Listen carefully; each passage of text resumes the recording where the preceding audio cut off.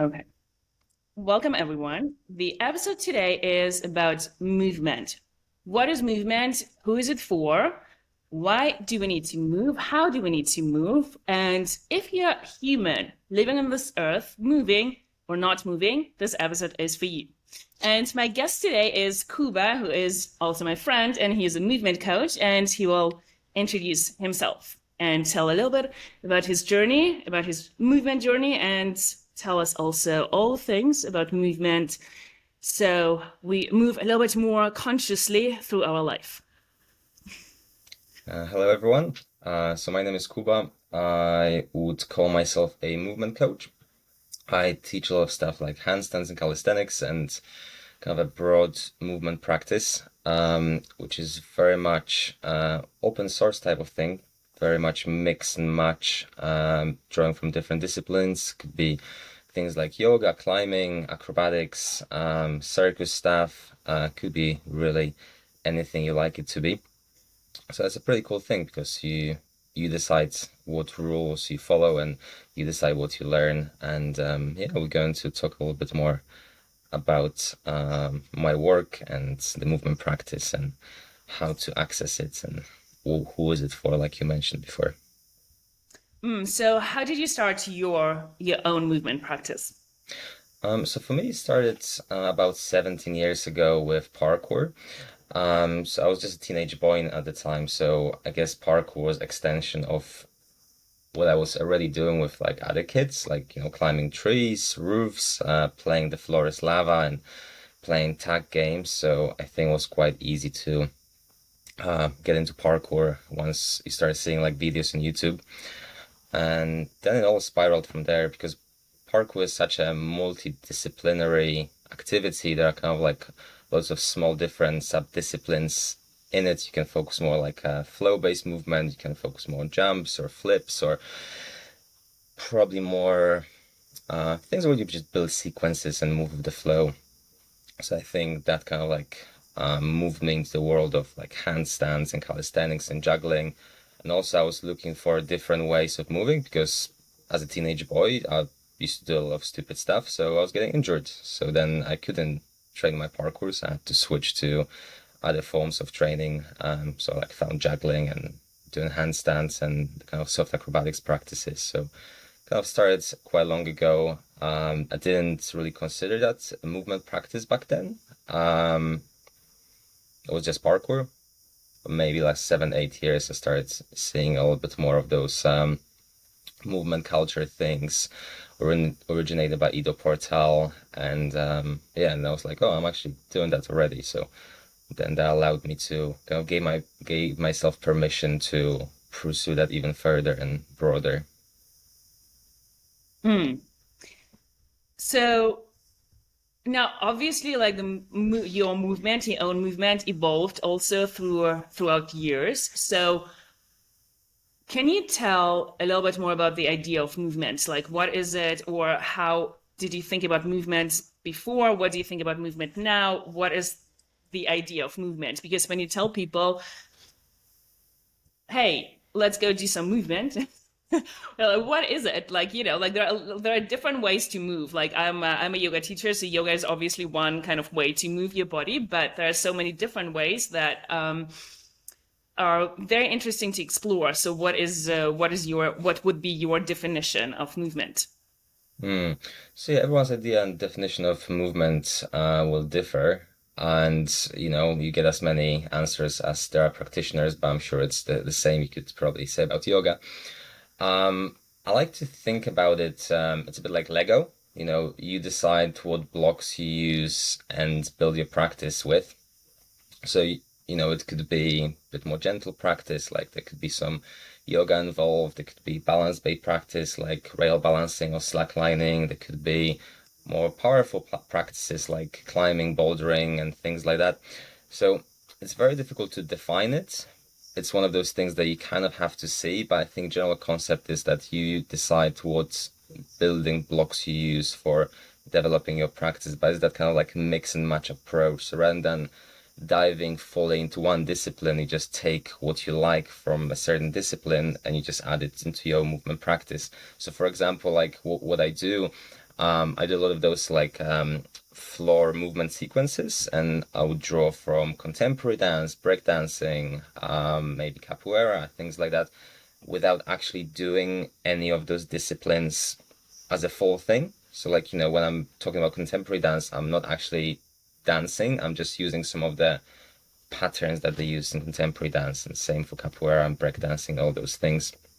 So it's very difficult to define, but I think it's because it's not because everyone will find their own ways of defining it, and everyone will have different building blocks for their own movement practice. But hopefully that approximates to the answer that we're looking for here. Mm. So how do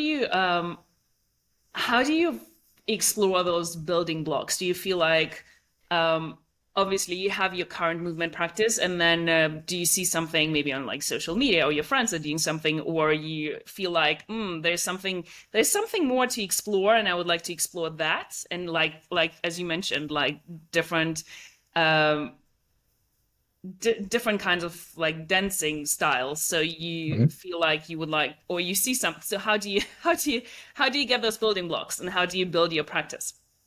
Mm. So I think in my personal practice, I just get inspired by a lot of my friends and teachers who I find like both like online and kind of like around where I am now.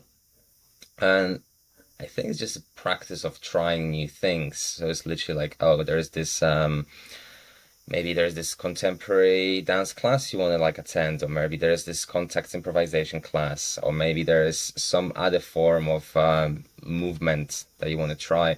So I think it's really about just trying something new and seeing if that's for you. And then rather than taking the whole discipline of it, you're just trying to be like, oh, let me just play with the kind of skills and movements that are there, but maybe I don't want to take the whole thing on. Um, yeah, I think that would be the way to go about it. Just to kind of like find friends and teachers who are doing different things and just kind of like give it a go, see what they've got to offer, see if they can teach you something. It doesn't need to be structured, it doesn't need to be full on experience of like being like immersed into a massive workshop or like some sort of experience. It's just let's give that a go. Let's have open mind and let's get in this beginner mindset of like, oh, I'm new to this. Let's see if that's for me. And maybe the whole thing is not for me. Maybe the environment I got into, you go to a dance class and maybe you don't feel like you belong there. So maybe you just want to take some of it there, right? Maybe with time you feel like that's a space for you, but it's more about like exploring the options. Hmm. So the main driver to explore is probably the curiosity that you have I to think like so. Yeah. to explore kind of like what is possible for your body. Um, Interesting. Yeah. Okay. So what is your current favorite way to move? I think since I started training parkour, it was always about like building flow sequences. It's just kind of like moving in a smooth way, trying to combine certain movement pattern skills together. So right now, for me, that's present in climbing, parkour, and soft acrobatics and the flow work. I recently started getting into contact improvisation dance, which is a form of kind of like a free dance. Um, Anything that's based on building flow sequences and improvising is pretty much my favorite thing to do. So I think these days I've tried to combine a lot of things with like soft acrobatics, like cartwheels and bridge work. And so all of the things that I would do look kind of dance-like, but I wouldn't consider myself dancing. So sometimes it might be to the music, sometimes without the music. Um, yeah, I think that would be my favorite way. But there are other kind of like forms of practice that I would do, like slacklining or rail balancing, and they feel very soothing and calming. So they kind of like tap into different aspects of what I need from my movement practices. So it's really dependent on like how I feel. Maybe if Hmm. I'm trying to like spend a bit more energy and maybe I'm like a little bit irritated or anxious about something, then I would go into like more dynamic and powerful practices just to kind of like let some of that energy out. But if I'm tired and maybe distracted, I would do something a little bit more calming, like balance based or something a bit lighter. This is actually the next question I wanted to ask you as well. What is, because obviously whatever we do, we go for some kind of feeling like, I want to move, I want to create energy, or I want to be still, I want to create peace of mind. So what is it you usually want to create with the movement practice? Well, you just mentioned sometimes you want to kind of like have kind of like a moving meditation where you Hmm. can just be still and by yourself and create this space of presence. um, Anything else? Is it like the specific feeling you go for, or kind of like freedom when you move? Obviously, when you move your body in different ways, it's probably like from my experience, it feels free and it feels like you're creating the sense of possibility. So, Hmm. anything else you would like to add? Like you said, it really depends, like, how I'm feeling, but I think I'm trying to always find something that's fun and playful. There are obviously aspects of my training that are kind of like more about improving mobility or strength or like kind of like some other aspects, physical aspects.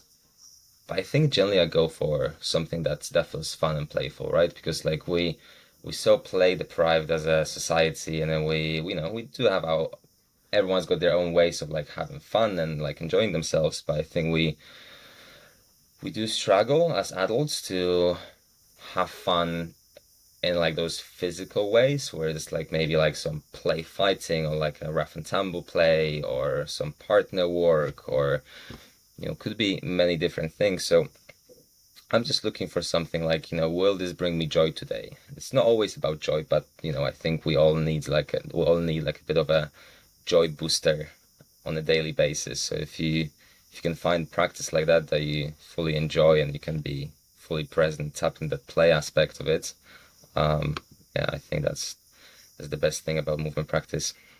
Yeah, I think for grown-ups, for adult people, it is probably like the main it's kind of like giving yourself permission to be Hmm. playful and to do something that does not have the title of this is work. And so is it also something that you try to teach your students and your clients? Is it something they come for to you, or what is so when you teach, what is your main intention? Hmm. So I guess people come to me for maybe three, four different reasons. So one is I teach handstands, so a lot of people who are from CrossFit backgrounds, pole dance and aerial silks and those kind of like acrobatic like disciplines and sports, they would like seek handstand training and kind of like loads of different balances and maybe some strength.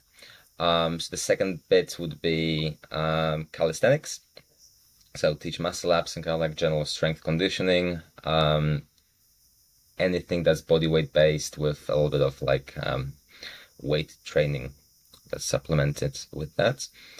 And third thing is that movement practice, which I only teach like a limited amount of things, but that's soft acrobatics, which I define as kind of accessible acrobatics for adults. So it's kind of like low impact acrobatics without flips. So it's cartwheels, some kind of work towards a bridge, and some of the moves that you can see in like contemporary dance and breakdancing and capoeira, and so maybe like circus disciplines as well. So I try to kind of like let people move in new different ways just to kind of so they can explore what's kind of possible for them. So I guess that's the three main pillars that my work is kind of like around with. I'm also a soft tissue therapist. So I do help my clients and people who come to seek kind of getting back to their sports and after injuries. I help out with putting like a rehab program together, and I try to bring in as much of those movement practices into it. So we not as much performance focus, but we can be a little bit more like, oh, this can take time. We can be a little bit more playful with it.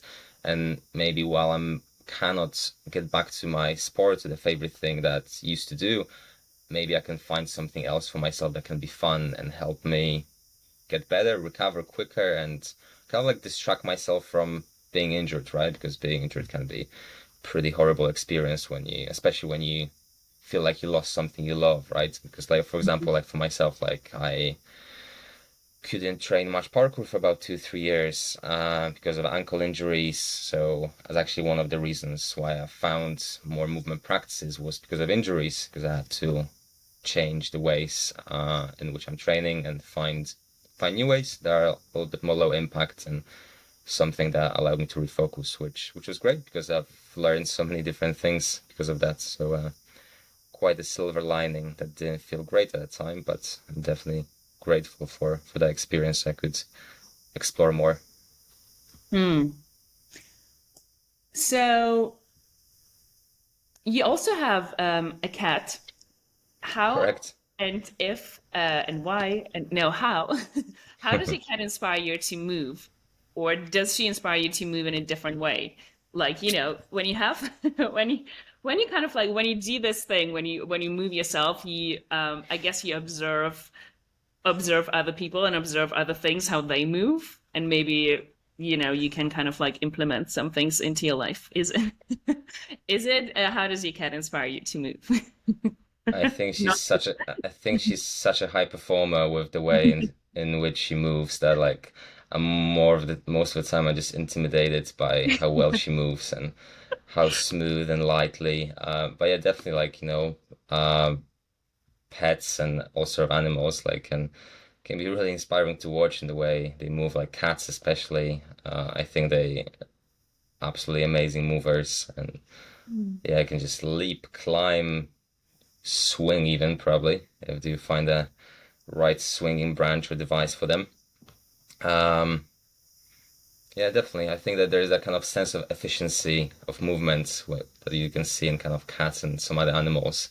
It's like everything is very light and precise and um, gentle, but yet can be quite powerful. So yeah, I think I'm not good enough yet to be inspired by my cat, but one day to perhaps I'll inspire be your able cat. to leap as far and as lightly as she can. Yeah, I think, well, obviously animals move instinctively, so they kind of like they know how they need to move, and I think we as humans, we in a lot of ways we limit ourselves and our capacity to move. Like obviously in the way how we move, like we go, or like most people go and sit in offices, and they then they walk or they cycle or. Like, there's so many ways that I feel like a lot of people have not explored, and like also not explored the capacity and possibilities, what the human body is capable of. And so this is a great thing that you do with people, or me too, but just help people to explore, also to connect to their own bodies, so they learn how to listen, and also obviously like to listen, like if you're injured or if there is something that doesn't feel right, how do you move differently, or how do you move correctly, and what is why do I have this injury, which means probably I was not moving in the correct way. So I think your movement practice generally just gives you more, obviously, more connection to yourself, to your physical body, to yeah, so you can listen what is good for me, what is not good for me, where do I need to adjust, and how do I need to change the way how I move. Um, so, do people need any kind of experience if they want to start a movement practice? Uh, I don't think so.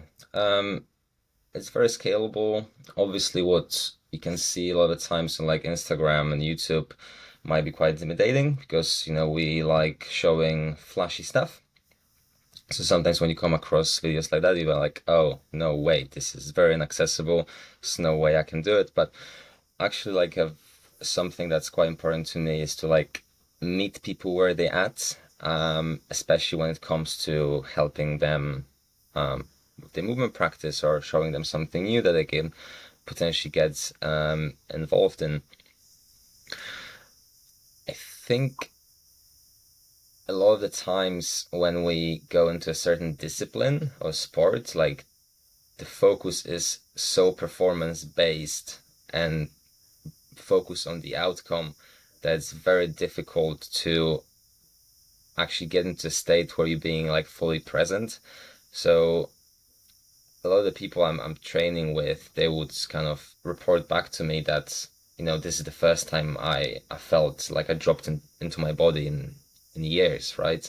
Because a lot of the activities they did was about beating a record, running a distance, having a certain time on something, or grade, or whatever kind of a scoring grading system there will be in a discipline. That would just try to like look at that as the main measure of the, I don't know, success, or just the only way of doing things, right? There wouldn't be much emphasis, oh, how does it feel internally? How does it feel in my body? So I think people tell me a lot of the times that like, oh wow, like, I really felt present. It was like the cueing was much more internal than external. Like we don't really care how things look like. I mean, eventually, like, if someone wants to like put a layer of aesthetics on it, I'm happy to do that, whether it's by, doing certain like shapes, or like some certain like aesthetic characteristics like pointed toes and things like that. We can add that eventually, but I'd rather stay away from that as far as possible, because this is the practice that's supposed to be playful and fun. And once we start looking at how things look like and whether they're like aesthetically pleasing, I think we might lose sense of fun, because then we get a little bit self-conscious. It's easy to start comparing ourselves against people who are far more experienced, especially in this age of like social media, when you just, we can go two taps and you can see the best people in the world, in like the world of like hand balancing and acrobatics and climbing and like all sorts, right?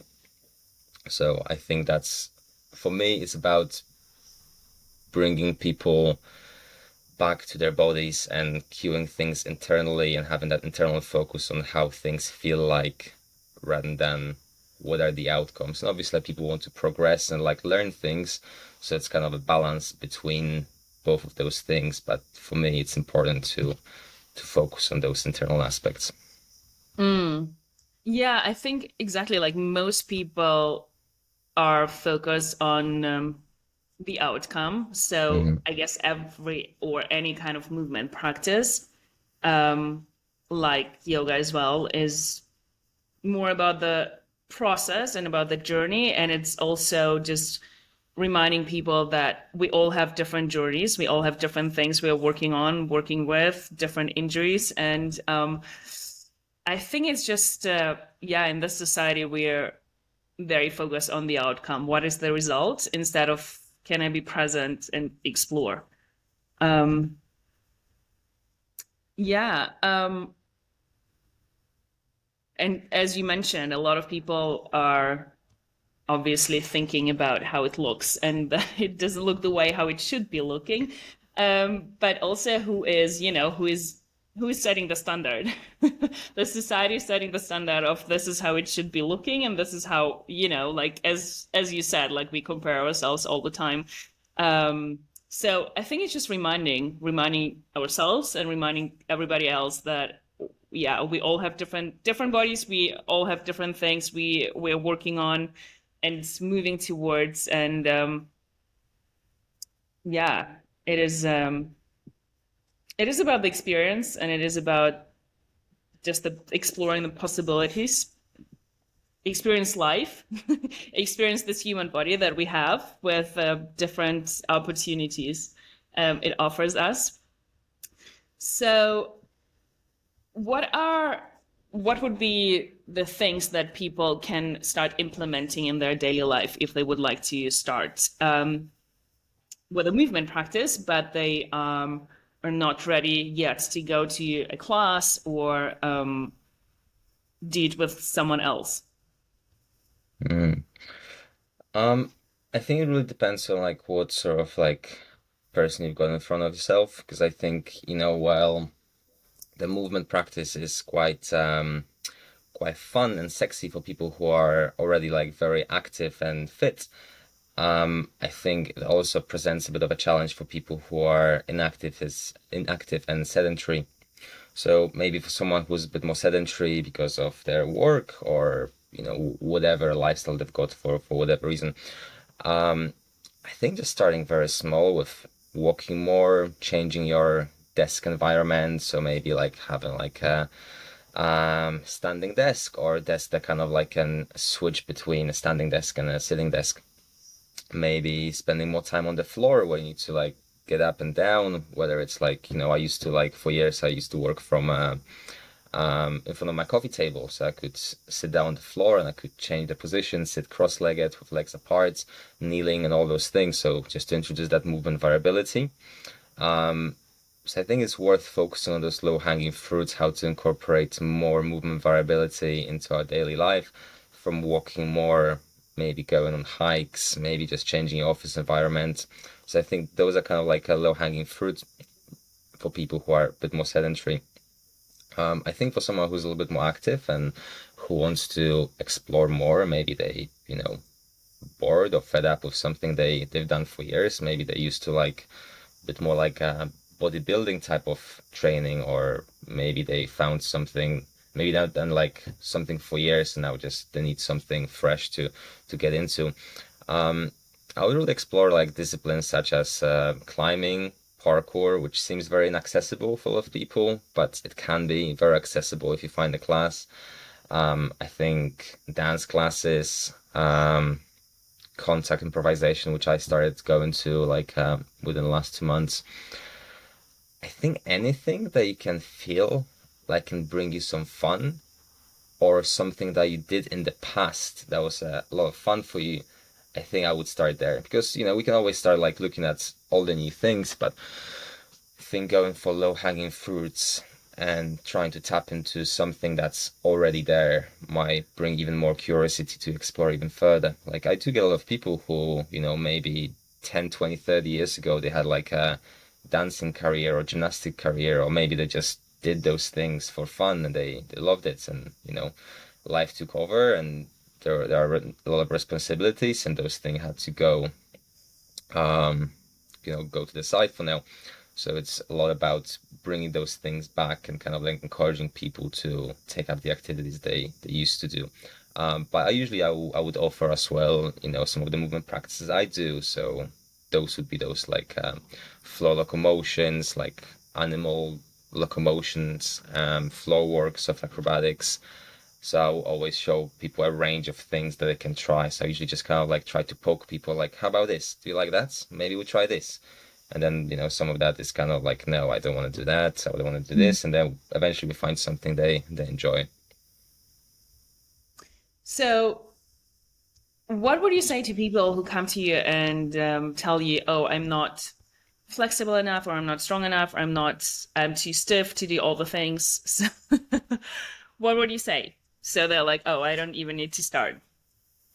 Yeah, I think I try to challenge the thinking a little bit. I try not to be um, too challenging with that, but it's like, okay, let me challenge this. I know that this looks a bit scary and might look a bit crazy at this level, but it's not where we're starting, right? This is, maybe that will be outcome one day, but we're gonna find something that works for you, that doesn't look crazy, that doesn't look scary, because a lot of those things might require a lot of mobility or strength, especially if you like end up on Instagram scrolling through some like movement practice tags or whatever, and you see a lot of like strong, flexible people, and maybe that's not how you feel right now. Maybe you had a bit of a break from being active and physical. So I think, yeah, just lowering the expectations and coming into with that kind of like fresh beginner mindset, like, okay, I'm here to learn, I'm here to try things. It doesn't mean I'm gonna try something super hard. I'm gonna find a nice accessible entry point and start from there, which for me is a very important thing to focus on when I work with someone new, especially if they, getting back to training after injury, or maybe they haven't done things for 10, 20 years. Now they're ready to get back into it. But yeah, start small, and then you remember that everyone you're looking at, they always started somewhere, right? They haven't been so good on day one. Hmm. Yeah, like meeting yourself where you are today. And obviously, as a teacher, we give you steps and we give you tools that you can do today. So it doesn't feel like it's impossible. Um, So what would be the consequences for people if they do not move? If they yeah, if they do not incorporate those movement practices into their daily life, what would be the consequence for them? I think generally like we all should have like some level of like physical activity in our daily lives, and both for like mental and physical aspects. Maybe I wouldn't necessarily go like, oh, okay, right, you have to have movement practice, although I think a lot of people could benefit from it. But I think we all need to have some sort of like physical practice and increased activity levels. And, I don't think I need to talk here about consequences of being inactive because I think we all very aware of that, and saying that, oh, if you don't do this, this will happen, doesn't actually help anyone. But, I think there's a huge impact to our mental health from finding those. Like, first of all, any activity can positively impact our health, getting out those like happy chemicals and the kind of like sense of going through something hard and then going past through that, just overcoming those physical obstacles. I think that's a great lesson for everyone. Um, but the movement practice specifically, I think something that taps into the aspect of play. I think that can be very nourishing for a lot of people who don't get to play, who are very busy, they've got loads of responsibilities.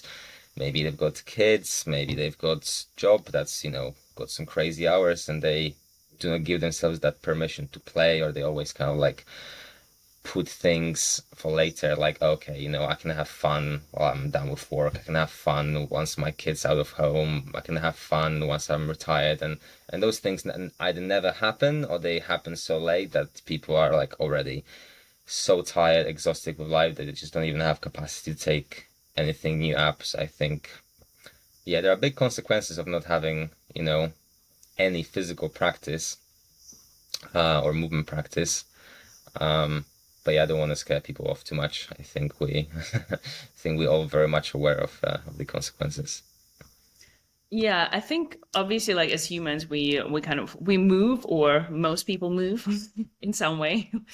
I guess it's always about awareness. How do I move? How do I pick up things? How do I or how much do I move in a day? So obviously like it always starts with awareness, and just maybe kind of like sit down and think about how much did I move yesterday, or how much did I move today, and how do I move generally, and is it good for me? Is it maybe there's something I can improve? Yeah, I think just generally probably encouraging people to think about and to observe themselves moving. And also to observe themselves moving and what kind of way they move and how it impacts their life, or impacts their physical body. So you also mentioned in the very beginning about using your own practice as a way to kind of find your peace of mind. Is it some kind of meditation? Like, can you call your practice sometimes like a moving meditation? Like in a yoga, we have all the asana, the physical practice. Hmm. You create this environment where you feel like you are practicing that moving meditation. So is it something similar for your movement practice, your personal one, or the one that you try to offer your clients? Hmm. Yeah, I think any kind of practice or activity can lead to meditative states. And I think movement-based practices can be pretty good anchor for those like single points of focus. For example, like one of my favorite meditations, movement meditations would be juggling or slacklining or rail balancing, because they're very soft and gentle ways to move generally.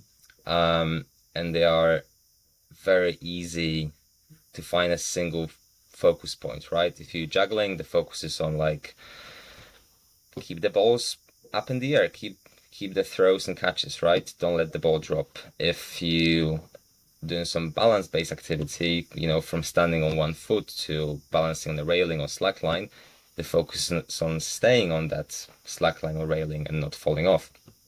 And I think also we need to distinguish between learning and doing there, because if you're Hmm. learning something, I don't think that can be a meditative state because you're constantly going through like errors and mistakes and you're trying to fix things. So it becomes very analytical and um, you can't really sustain a single point of focus with that. So I think to meditate, you need to pick something that's simple and easy enough for you at the given time that you can sustain that for a long time. So maybe like, if I'm juggling and for like meditative purposes, I'm not trying to do the hardest patterns that I know or learn something new. I'm trying to find the patterns that I can cycle through for like a minute, 2 or 5 minutes without getting distracted or without dropping the ball. Or the same, like if I'm balancing on something, like for example, a slack line, like I would pick a shorter line that's easier for me to balance as opposed to something very, very long that takes a lot of effort. I need to like focus a lot on how I position my body. So I think anything can be meditative if it's simple and easy enough, and we don't have that learning aspect. But yeah, for me, I find those meditative practices through.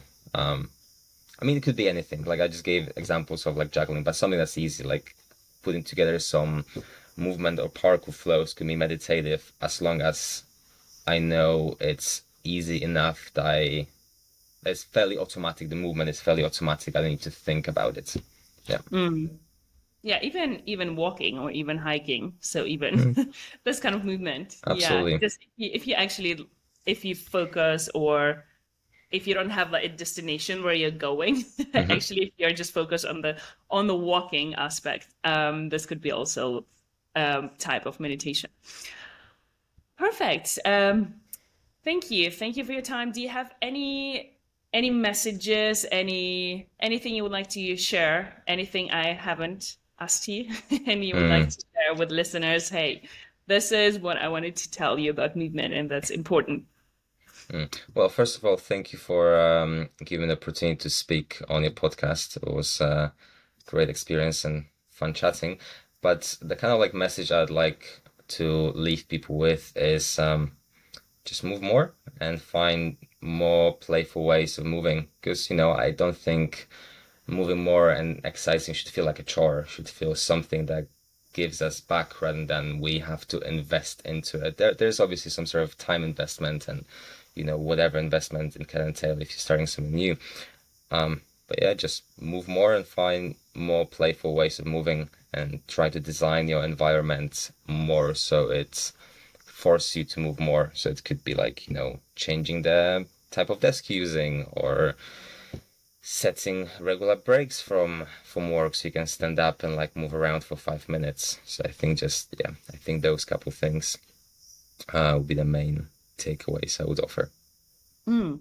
Yeah, I think there is a way of movement for everybody, and I probably myself I would encourage everybody to explore what works for them and also to explore what works for them in different times, in different ages, because Mm, obviously like, your body changes. Like what worked for me 10 years ago or even 5 years ago doesn't work for me now. And also it does not excite me anymore as much, like some things. And it's kind of like, it's always, if you have this curious mind and you want to explore more. And the more you explore, the more in tune you become with your body and the more you notice, oh, you know what, this is not good for me, or like I'm pushing too much, or I this is where I need to rest, or I'm moving and doing too much. So um yeah, and there's always a way to move in some way, even yeah, even if it's walking and moving meditation. But I guess just yeah, creating that awareness of how do I feel today? How does my body move? How would I like to move? In what way? Because even if you talk about the yoga practice, the physical practice, the yoga asana, there are a lot of poses that are great for you. There are a lot of poses that are not so great for you if you do them over time for a long period of time, maybe probably with incorrect alignment. So, yeah, first find someone who will show you and tell you about the correct alignment and how to do things correctly. So find someone who can guide you. And second, practice listening to how it feels. So you get to know yourself and you get to know your body. So you kind of also know what is good, what is not good. And otherwise, what I would like to add is that it is more fun to move together.